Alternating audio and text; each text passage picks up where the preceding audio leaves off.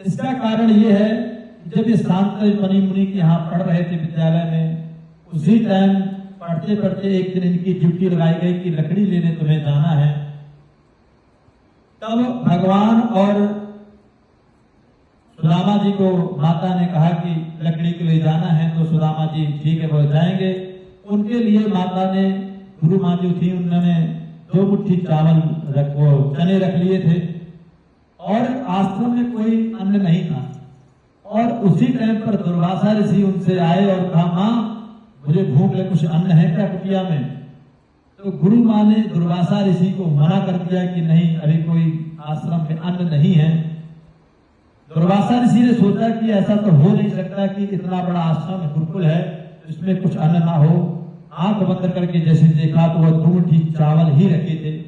जब देखा तो थोड़ा आवेशी तो है ही है दुर्वासा ऋषि, उन्होंने श्राप दे दिया कि जो इस अन्न को खाएगा वो आजीवन विरक्त हो जाएगा, और जिस पृथ्वी में भी गिर जाएगा वो पृथ्वी भूमि बंजर हो जाएगी, जिस वृक्ष की जड़ में गिर जाएगा वो जड़ भी क्या होगा, निष्फल हो जाएगा।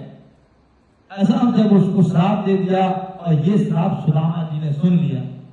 और जैसे श्राप को सुदामा जी ने सुना और कहा, और उस मुट्ठी जो चावल चने थे उनको लेकर के गए, और भगवान को पता ना चले वो 2 मुट्ठी चावल ही खाने लग गए, पूरे खाने खा गए, एक दाना भी पृथ्वी पर नहीं गिरने दिया।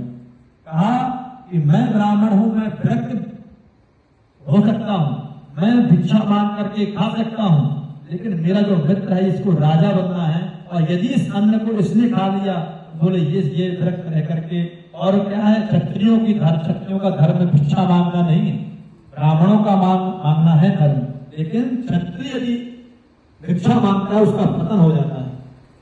धर्म भी बताते हैं, जब गीता में कहते हैं कि जब पर धर्मो भया कहा, उस धर्म में भगवान ये भी दर्शाते हैं कि क्षत्रियों का धर्म भिक्षा मांगना नहीं है, और भिक्षा मांगना ब्राह्मणों का है, विद्या का पाठन पढ़ाना ब्राह्मणों का है, और भगवान की यह गाती ब्राह्मणों का है, लेकिन उनकी रक्षा करने का बोले क्षत्रियों का है। बोले मेरा मित्र यदि आज चने को तक जो श्राप तक अन्न है यदि ये खा लिया तो बोले विरक्त हो जाएगा, इसलिए जो दुर्वासा जी का श्राप था पूरा सुदामा जी ही खा गए।